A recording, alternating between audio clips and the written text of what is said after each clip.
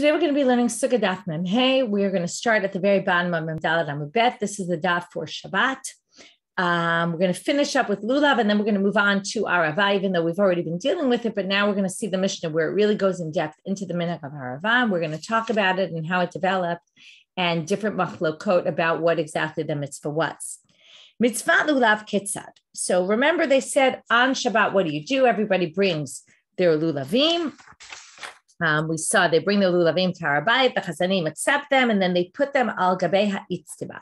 So we talked about that those were these benches. So Tana Kameja Rav Nachman, a Tana brought, not a Tana, the people who would memorize Breito brought this version of the Mishnah in front of Rav Nachman and said, Sodrin al gag ha'itztiba. We had al gav, which means on top of the benches.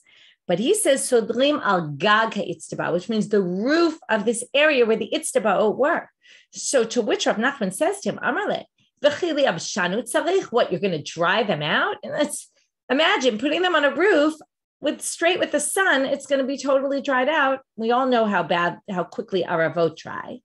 And la'ema, you should say al gav ha'Itztaba. He corrects him and says, no, it must be on top of the benches.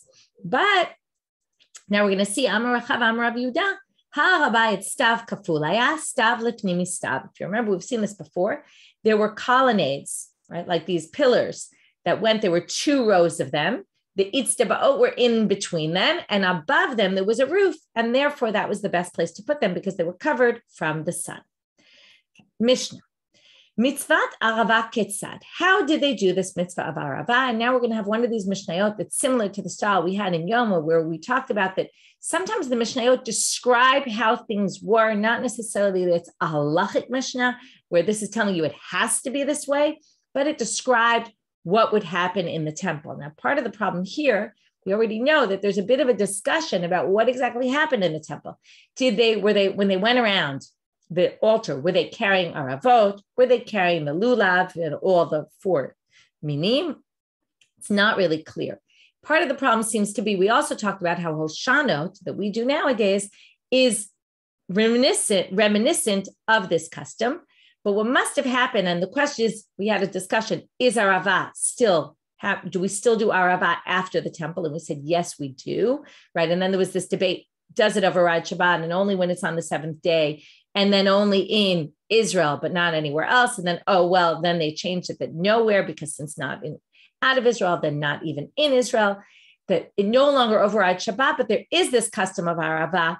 Safrai claims in this book, Mishnah Eretz Yisrael, which I quote from sometimes, he claims that there must have been a break. And part of the reason why we're not exactly sure what happened in the temple was because there must have been a break where after the destruction, they must not have continued this mitzvah of Arava, because remember, in the time of the temple, there was no custom outside the temple, and only later did they kind of reinstitute it in some way, right? That was what we had, Halacha l'Moshe Sinai versus Yesod Nevi'im or Minhag Nevi'im, right? Whereas Halacha l'Moshe Sinai was in the temple, the Yesod Nevi'im and the Minhag Nevi'im was after the destruction. And then the question is exactly how did they do it? Okay, so there seems to be, because there was a bit of a break, there was a bit of a lack of clarity about exactly what happened in the temple, even though we're going to see that they described the mitzvah, but we're going to see that there's even other things that were a little bit under debate. So, mitzvah Arava Ketzad, makom haya lamata miYerushalayim. So how did they do it? Well, there was a place south of Jerusalem, v'nikam Motza. It's called Motza, right? There's a city today called Motza. I assume it's the same. Yordim l'sham u'melachtim misham murbiyot shel Arava. They would go there and collect big, tall Arava branches. Okay, it seems like maybe they had tall ones, because you need really tall ones. We're going to see why. And then they would put them around the altar. Now we see why they had to be tall, because the tops of them would jut out above the altar. We're going to get into all the numbers and how tall and how, what the heights had to be. We'll get into that in the Gemara. Remember, the altar, the big altar, the main one they used for sacrifices, was very tall. When they did this ceremony, they blew on the shofar. They did a tkiya, a trua, and a tkiya. Every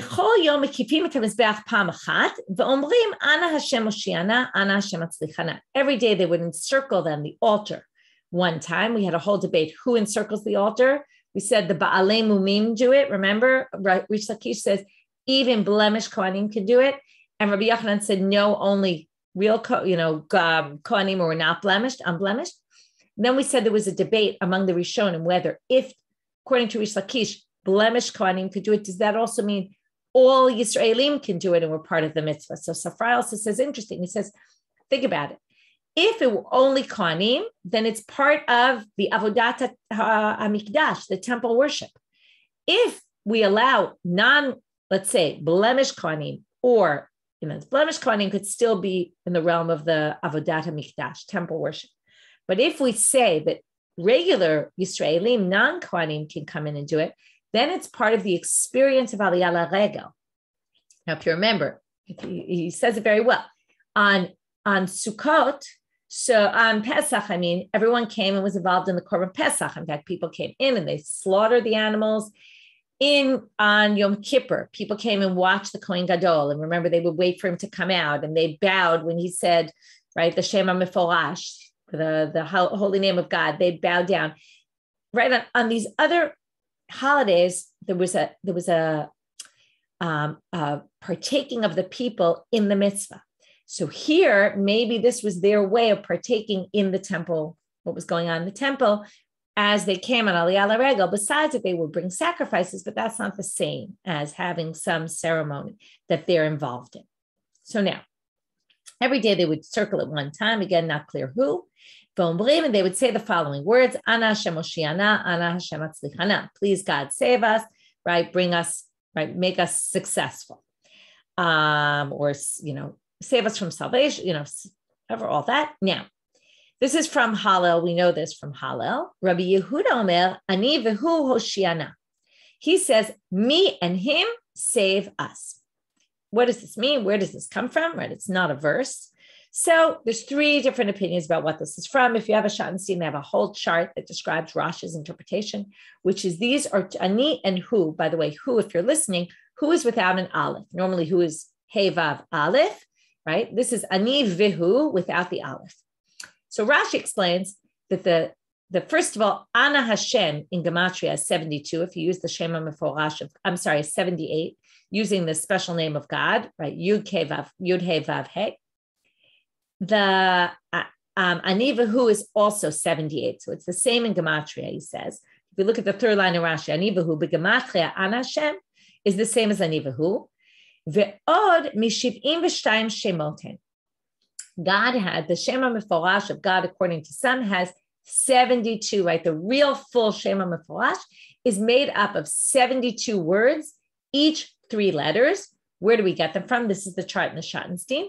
There's 3 verses in Parshat B'Shalach, in Shmot, chapter, let me just check again, chapter 14, I think it is. Find it. Chapter 14, verses 19 to 21.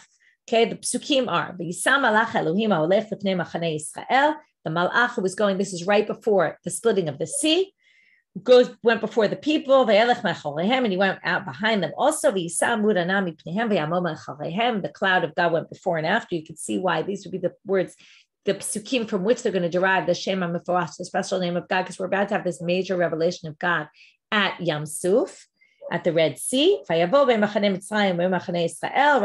went in between the Egyptians and the Jews, etc. Right? And then he lit up the night. They didn't get near each other all night. Moshe picks up his hand on the water. Hashem, here's the Shem Meforash, the UK Vavke. And he makes the land dry and the water splits. So it's describing the splitting of the waters. If you take those 3 verses, okay, now here's the chart in the Shattenstein, if you have it. You write out the first verse in order, the second verse in reverse order, starting from the Hey of Halayla, the last Hey, going all the letters in reverse. And the third pasuk you put in the regular order. And then you cut first letter of each pasuk, the way, again, it's really the last letter of the second pasuk. But if you match up, you get Vahu is the first, Vayat, right? Vayisa, Then halayla, the hay from the last hay, and vayet Moshe. So ani vehu. So you have vehu over there. Ani is the 37th. And all those formations, all those 3-letter formations that you make from the second one of each and the third one and all that, those are all part of the 72 special name of God. And ani vehu is first and 37th. And that's what we say, ani vehu, which is a reference to the Shema Meforash of God. Okay, that's Rashi. We're basically invoking God's special name. The second option is to say, no, ani vehu means I and God, please save us. Now, what are you asking God to save? God? Well, the point is that God comes with us into galut, like when we go to exile, and God is with us in our pain. God is with us in our pain moments, and therefore we're asking for salvation for us and for God, because when he saves us, he'll also be saved from salvation, from the bad. Third option is ani vehu is referring to the altar. They're circling the altar, and they're basically saying a blessing for us and a blessing for the safety of the altar. So those are 3 different ways of understanding that line of Rabbi Yehuda. But on the last day of the holiday, and the Gemara is going to later reference Jericho, the Battle of Jericho, and they blew the shofar. Also, it's interesting because they blew the shofar here also. And they blew the shofar, and then the 7th day, right, they surrounded the city 7 times, and then the walls fell. So this is reference to there, possibly that we're kind of invoking other times that God saved us in the city of it, in Israel, and then maybe that's what we're trying to invoke when we do this. Okay. Just so you know, the next 2 sentences don't appear in the original version of the Mishnah in what's called Ktav Yad Kaufman. Doesn't appear there. And it seems that this was added based on the Tosefta. This appears in the Tosefta. So it's not in the original Mishnah. But in any case, we'll read it because it's here. When they leave, what do they say? There's a debate whether it means whether they leave on day number 7 at the very end, or is it when they leave every day from the temple when they finish? Yofi lach mizbeach, yofi lach mizbeach. Oh, you beautiful mizbeach, you beautiful mizbeach.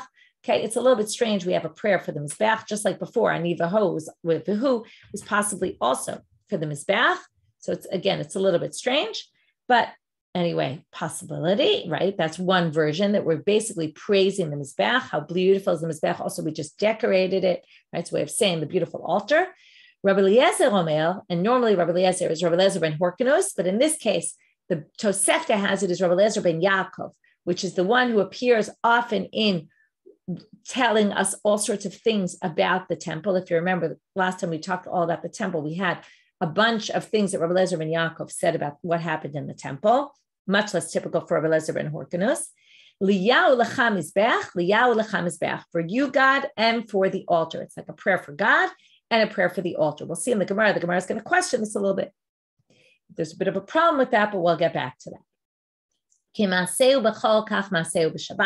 The same way we do it on a weekday, that's the way we do it on Shabbat. Again, this is only on day number 7. Remember, we do it on Shabbat. There's one minor difference. It seems that on a regular day, we would cut it that day. But because they dry up very quickly, we know with Harav. But on Shabbat, they would do it from before Shabbat. They would use these big, wide vessels to put them into that were made of gold, so that, right, which they would then put water in them so that they won't dry out for the next day. Rabbi Yochanan ben Brokash seemed to have a different version of how we did this mitzvah. They wouldn't bring aravot, they would bring stalks of a palm tree, which is more reminiscent of lulav instead of arava. And they would, again, how do you understand chovtin? We saw this before, either shake them or hit them. They would hit them on the ground next to the altar. Some people say the word right there, again, the earlier versions of the Mishnah don't have the word bakarka. Chovtin otam b'tzidei hamizbeach, which maybe means they would place them in the ground next to the altar, which makes more sense in terms of what we were talking about. And that day they would call it chibut charayot because that's what they would do. They would be chovet the charayot of dekel. Some people say this means only day number 7. Some people say this is actually referring to all 7 days, and that every day was called chibut charayot. One second. What did I want to add about this? So I want to point out what would be the difference between using palm and using the aravot. The aravot, it makes a lot of sense if they're using this, or even if we just talk about the mitzvah of arava and the significance, because the arava is arvei nachal, it grows by the water, and the water is always the theme of Sukkot. We have the nisuch hamayim and all that because we're about to ask for rain. It's right before the rainy season, and that's what we're really praying for on that day. So that's also important. And speaking of the aravot, I looked up the 5 aravot, why we take 5.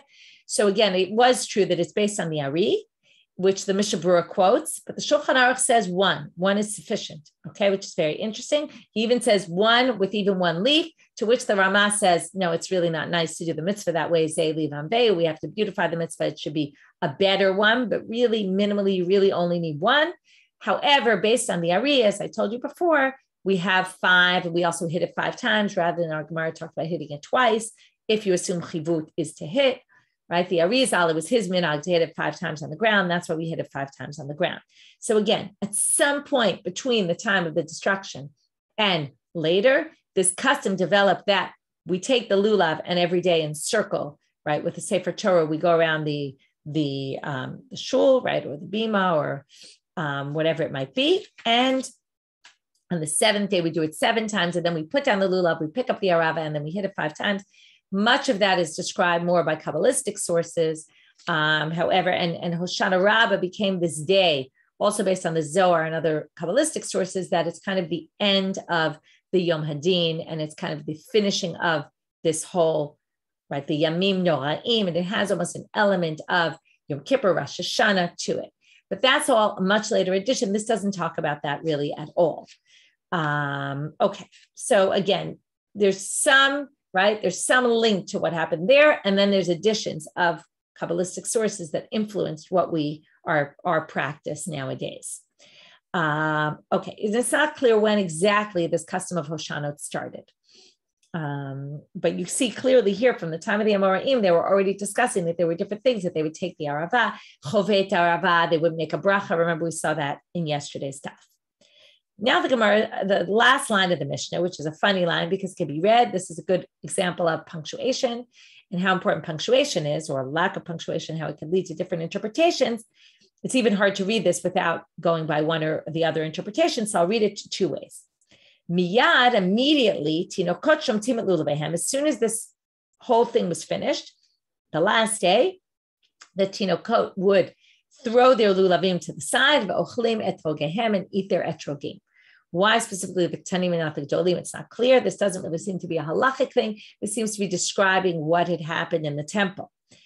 Some people say it's miyad tinokot, from the hands of tinokot, shomtim et lulavehem. The older people grab the lulavim from the tinokot and ochlim etrogehem, and eat their etrogim, meaning the older ones take stuff from the younger ones and again take their lulavim and eat their etrogim. Again, it's a bit unclear what's going on here. We'll get to this in the Gemara and try to figure it out. Not in today's stuff. Okay, the Gemara starts off with the beginning. They went to the city of Motza. So now they say, Tana mekom Kalanya hava. This place we call Kalanya. They called it Motza. We call it Kalanya, which sounds like colony. It's like a colony. V'tana didam maitam akare le Motza. Why they call it Motza then in our Mishnah? I did mikarga de malka kare le Motza, because they were excluded from the taxes of the king. They didn't have to pay taxes. They were called Motza, like they're separated out. They're exempt from the taxes. And that's why, which also fits with colony, right? Colonies are like a new thing that they don't necessarily pay taxes. Uba'im zukfin otam b'tzidei mizbeach. So Tana, here's another braita about this. We're going to talk about the height. Rabot va'arukot ugvohot achad asar ama. They were many and long, and they were 11 amot tall. Why? So that they'll jut out 1 amma above the altar. So Amr, we have to understand the math here exactly.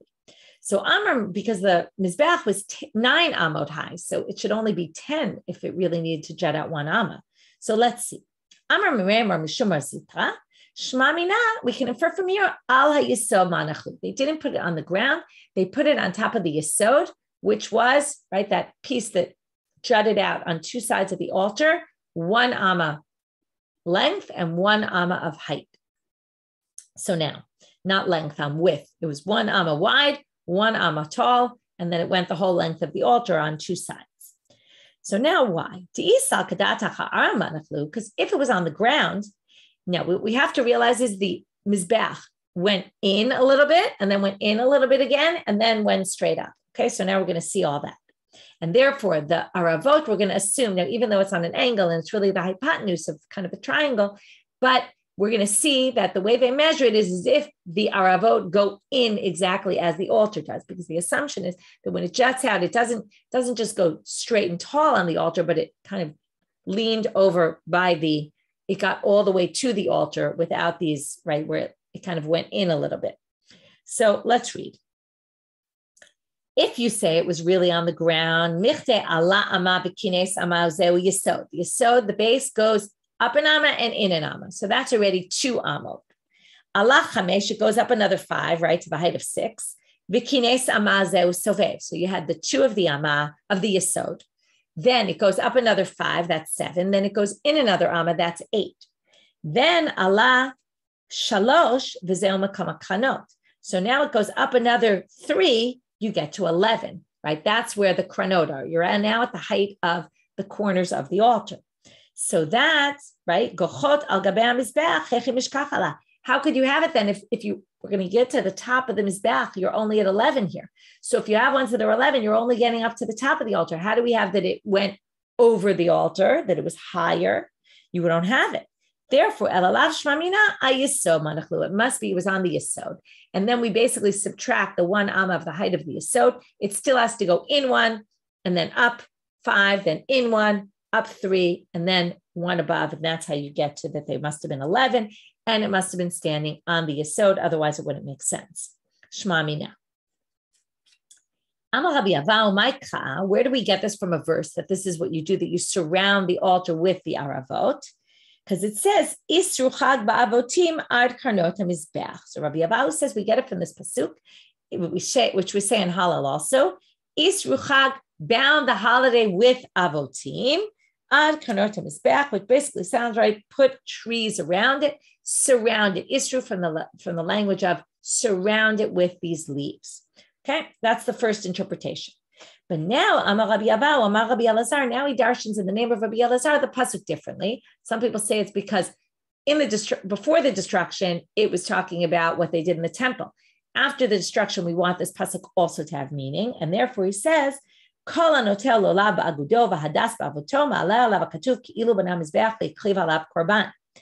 Isru chag is referring to bind the holiday. What do we bind? The lulav. So if you take the lulav with its binding, Be'avotim is a reference to anaf etzafot, which is the myrtle branch, the hadas. So if you take the lulav with its binding and the hadas with its intertwined branches, then it's as if bana mizbeach. When it says ad karnot mizbeach, it's saying it's as if you built an altar and sacrificed korbanot. This, by the way, connects again between the lulav and worship in the temple. Shneimar isru chag ba'avotim ad karnot mizbeach, as it says in the verse. Amar Rabbi Yomi Amishum Rabbi Shimon ben Yochai. Third way to darshan this. And remember, Rabbi Yomi says in the name of Rabbi Shimon bar Yochai, because after this, we're going to have a number of statements of Rabbi Yomi saying things in the name of Rabbi Shimon bar Yochai that are seemingly unconnected, but they're connected because it's also statements that he made in the name of Rabbi Shimon bar Yochai.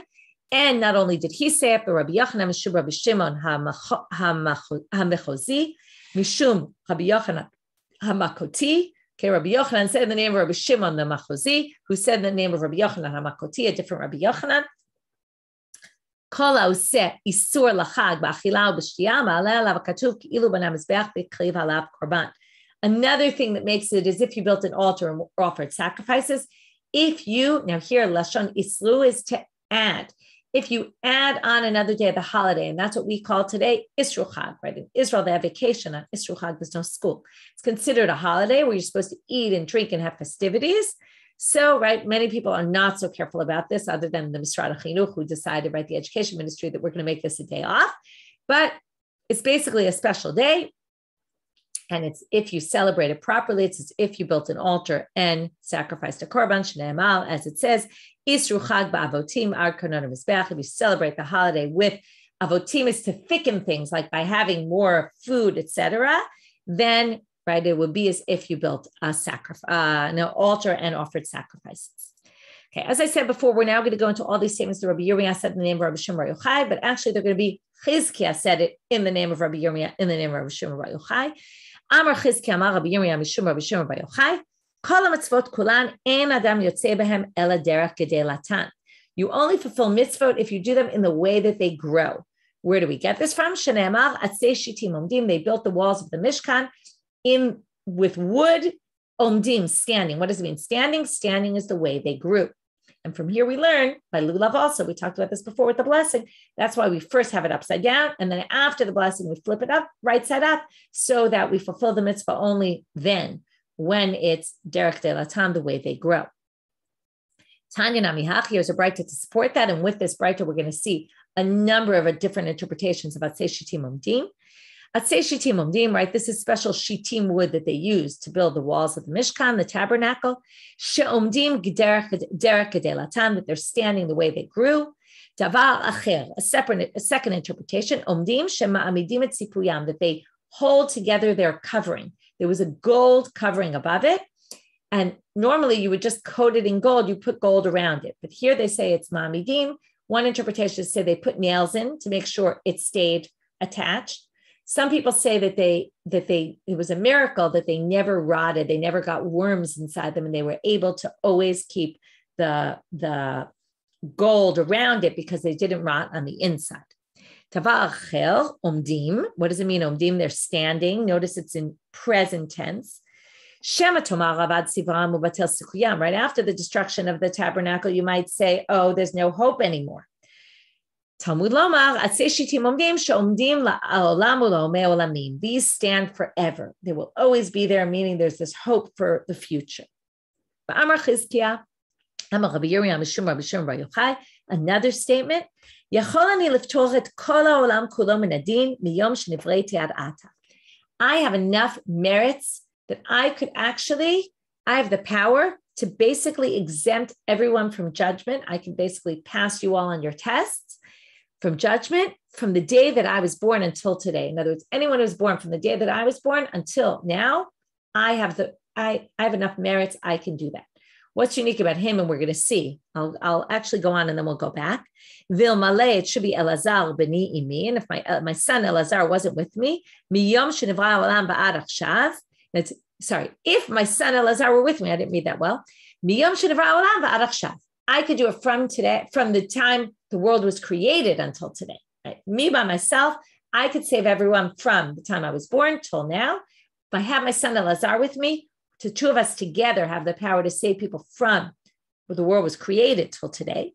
And if we had the king of Yehuda, whose name was one of the kings from the Judean dynasty, the son of Uziyahu, was with us, we could save people miyom shenivra olam va'ad sofo, from the beginning of time till the end of time. Okay, what was unique about these three people? So Yotam was known because Uziyahu's father got leprosy, and then he took over as king, but he didn't call himself king as long as his father was alive. So because of that, and because there was nothing else bad mentioned about him ever, like he was a good king, he went the way of God. If you remember from the book of Kings, everybody kind of had some issue. He had none. He was great. So because of that, he's especially meritorious.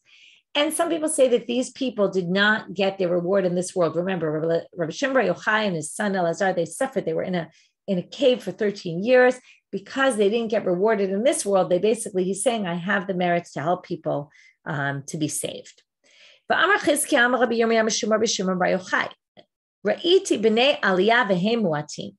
saw that there's these great people in the world, but there's not a lot of them. If there are 1,000 of them, me and my son are with them. Me and my son. If there's only 100, me and my son are still with them. If there's only 2 special people in the world, Rashi even adds here, and it's based on the Gemara later, who are zochet to see the Shechina, to basically see God's presence, it's me and my son.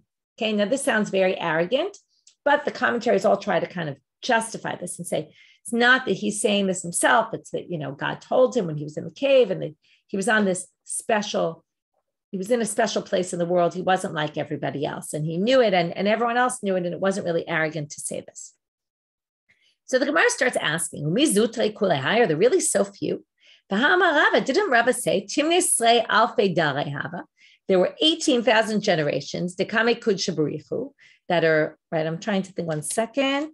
1 second, I want to check one interpretation. There were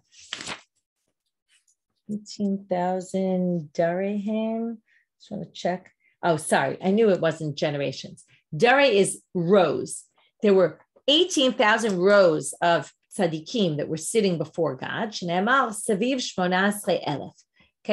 there's a pasuk that says around God there were 18,000. So here you see there's way more than Rabbi Shimon Bar Yochai said. So lo kasha ha de mistakle ba'asbaklaria ha'meira ha de lo mistakle ba'asbaklaria ha'meira. There's people who see God through a clear, right? Who see God through a very clear, like a translucent mirror almost, or window. Okay, where they can see God right through there, and they can see clearly. Okay, or maybe even transparent would be the right word, through a transparent screen. And that's the unique people, whereas everybody else sees God through a more, right, maybe translucent or even more opaque kind of screen where they can't really see God so much. Okay, so that's the difference. You might be asking, wait a minute, wasn't it only Moshe Rabbeinu who saw God through Aspaklari and Meira, right? Not these people, right? He's known. That's what makes Moshe different from all the other prophets. So some people say, oh, difference between prophets and Talmidei Chachamim. There's prophets. There's one track of prophets. Moshe was the only one. And there's a different track of Talmidei Chachamim. And that's Rabbi Shimon Bar Yochai and his son. And maybe some others, if there's 100, if there's 1,000. But, maybe there's only 2. Some people say, no. Moshe was able to do this in his lifetime. And Rabbi Shimon Bar Yochai and his son could only do this after their death. They were able to see God, but not during their lifetime. Now the Gemara says, are there so few? There's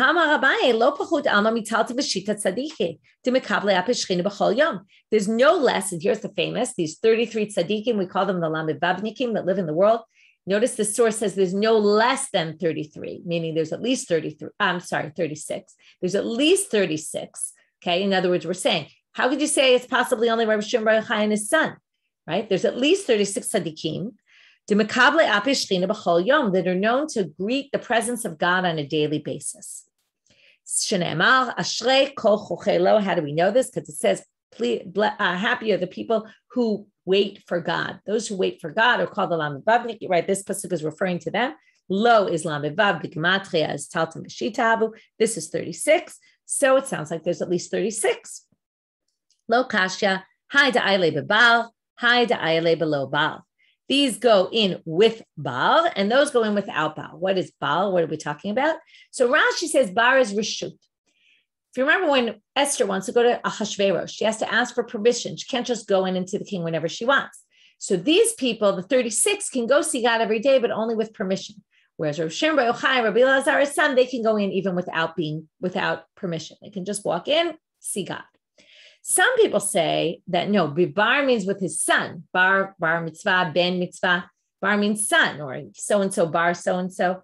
So it means these, right, only Rabbi Shimon Bar Yochai went in with his son. That was a special zchut that he and his son were both able to go in rather than these others who were individuals without their sons.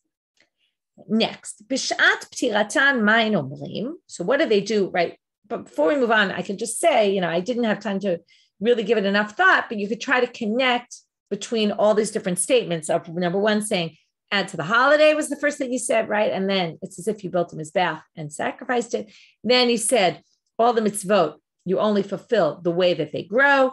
Then he said, me and my son can basically, and Yotam also, we can basically save everybody from judgment. And then he said about himself being compared to these others, that they're in a different place than everybody else. What to make of the connection between these, I leave it for you for some thinking. Next, Bishat Ptiratan Mayim Omrim. This was that line that was only in the Tosefta, not in the Mishnah. If you say Liya Ulecha, what is it? Liya Ulecha Mizbeach, right, to God and to the altar, you're connecting God with some other something. Vitanya, and the Braita says, you can't do that. It sounds like you're praying to two gods. It sounds like you're looking at the Mizbeach as if it's God. It says only to God himself. So hachi kamal, this is what it really means. We thank you, God, and we praise the Mizbeach. To you we thank, and to you we praise. Kilus is just a different word of praise. It's basically what we say it twice, saying we're going to praise you in different ways, but the point is, God we're thanking, and the Mizbeach we're praising. We said kach maseu b'Shabbat, but really we want to deal with Rabbi Yochanan ben Broka, who said that we use a lulav. Why do we use a lulav and not our avot? Amar Rav Huna, or how do we know that we use a lulav on that there's a mitzvah of lulav on the altar also, according to Rabbi Yochanan ben Broka? So Amar Rav Huna, my time is Rabbi Yochanan ben Broka. What's his reason? Dechtiv kapot shnayim echad lulav echad lemizbeach. Just like we had our vei nachal, plural. Also, kapot smarim is plural. What's a plural? It's not to take two lulavim. Must be coming to teach us two mitzvot, one for lulav, one for mizbeach. The Rabbanan amrei. So how do they respond to him? Oh, kapat ktiv. Remember, it only says it once. It says kapot, plural, but it's written without the vav, which could be read as kapat, which is singular. So therefore, no, there aren't two mitzvot. You don't take the lulav on the altar. Rabbi Levi Omer, kitamal. Why do we use specifically the lulav? Because it's like a date. Matamal ze ein lo ela lev echad. Since, right, it's a date tree. So since the dates only have one heart, Af Yisrael, right, that's the hearts of palm, right, from the palm tree, it has one heart. Af Yisrael ein lehem ela lev echad lavihen shebashamayim. So it's like a metaphor for the Jewish people that have one heart to God, right? We believe in one God, and our hearts are fully toward that one God. Okay, we're now starting a new topic about the blessings on Sukkah and Lulav. We're going to get tomorrow into the famous bracha, the famous subject of Shechianu on Sukkah and Lulav, and other things about, do you do it when you build a Sukkah, make a Lulav, etc. We'll get to that all tomorrow. But starting with, how many days do you make a bracha on Sukkah and on Lulav? Right? We make a bracha on Lulav every day, and on Sukkah every time we go and eat a new meal. Okay, but we're going to see that there's actually a debate about this. Another good example of things that we take for granted are not necessarily so clear cut. Amar Rav Yehuda Amar Shmuel, Lulav v'shiv'a yom echad. According to Rav Yehuda, in the name of Shmuel, we take the lulav, we make a bracha all 7 days, and on Sukkah we make a bracha only one day. Obviously, we sit in the Sukkah all 7 days, but we only make a bracha one day. My time, what's the reason? Lulav de mipsake leilot miyamim. Since you don't do lulav at night, so each day is like a new mitzvah. So therefore, you have to make a bracha. Kol yoma mitzvah ba'apei nafshehu. Each day is its own separate mitzvah. But Sukkah de lo mipsake leilot miyamim kulu shiva kechad yom ha'arich adamu. Since it's a mitzvah straight for all 7 days, day and night, therefore it's basically one mitzvah that you're continuing all 7 days. It's actually logical to think about, right? Why should you make a bracha every time you go on the Sukkah?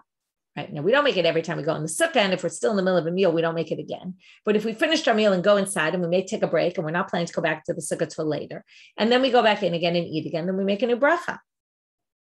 So it does actually seem a little strange. Maybe you would think maybe once a day, or again, if we view this as you're just continually, and we know also you don't make a bracha on sleeping, that's all a separate issue. But it's kind of viewed as one continuum, then maybe you shouldn't make a bracha each time. So Rabbi Bar Yochanan Amar Yochanan Sukkah Shiva v'Lulav Yom Echad. He says the actual reverse in the name of Rabbi Yochanan, right? This is Babylonia versus Israel. Rabbi Yochanan's in Israel. He says Sukkah you make a bracha every 7 days, Lulav only one day. Why my taima? Sukkah deoraita Shiv'a, Lulav de Rabbanan sagale b'chad yoma. Sukkah is a Torah law 7 days. Lulav, remember, is only one day. Remember Zecher L'Mikdash, we said 7 days, but according to the Torah, only the first day. So only the first day you make a blessing. You don't make a blessing on all the other days because it's only D'Rabbanan. Now, how far do you take this? Does this mean any mitzvah D'Rabbanan you don't make a mitzvah on? And the Ritva actually says that. It's very interesting because what does he do with Megillah and Hanukkah and those things where we do say, Asher Kedisham V'Savat Tzivanu, God commanded us, even though he didn't really command us directly. We talked about this the other day. But according to this, it sounds like you wouldn't say a bracha on a D'Rabbanan. Or is he just saying, well, since we met on the first day, so the rest are just a continuation of that first day, there are less, right? It's only Rabbanit, so we don't make a separate blessing on them. We kind of, the first day blessing counts for those as well. Okay, next. That's two opinions. Neither of them matches what we do today. Ki ata Ravin, but when Ravin came, Amar Rabbi Yochanan, he said something different from Rabbi Bar Bar in the name of Rabbi Yochanan. Echad zevi echad ze shiva. Both sukkah and lulav you take for 7 days. You make a bracha for 7 days, right? Everyone agrees you do the mitzvot all 7 days. The question is just you make a blessing. He says both. And Amar Rav Yosef, Nikote Rabbi Bar Bar biyadach. Take what Rabbi Bar Bar says. Why? Bedekulo emora'ai kaima kavatei b'sukkah. Seems like he's saying only as regards sukkah. You shouldn't take what Shmuel says. You should take what Rabbi Yochanan says because everybody agrees that that's what Rabbi Yochanan said, right? Both Rabbi Chana and Ravin. Some people actually have a girsa that Rav Dimi also said that. And therefore, with sukkah, you should definitely make a bracha all the days, and also sometimes, as we said before, multiple times a day.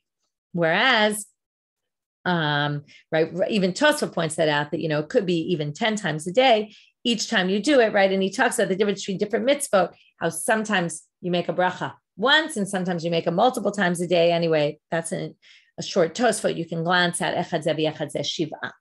Okay, what we're going to get to tomorrow, we're going to start questioning this based on some other sources. And from there, we're going to get to Shechianu, which is an interesting topic in and of itself.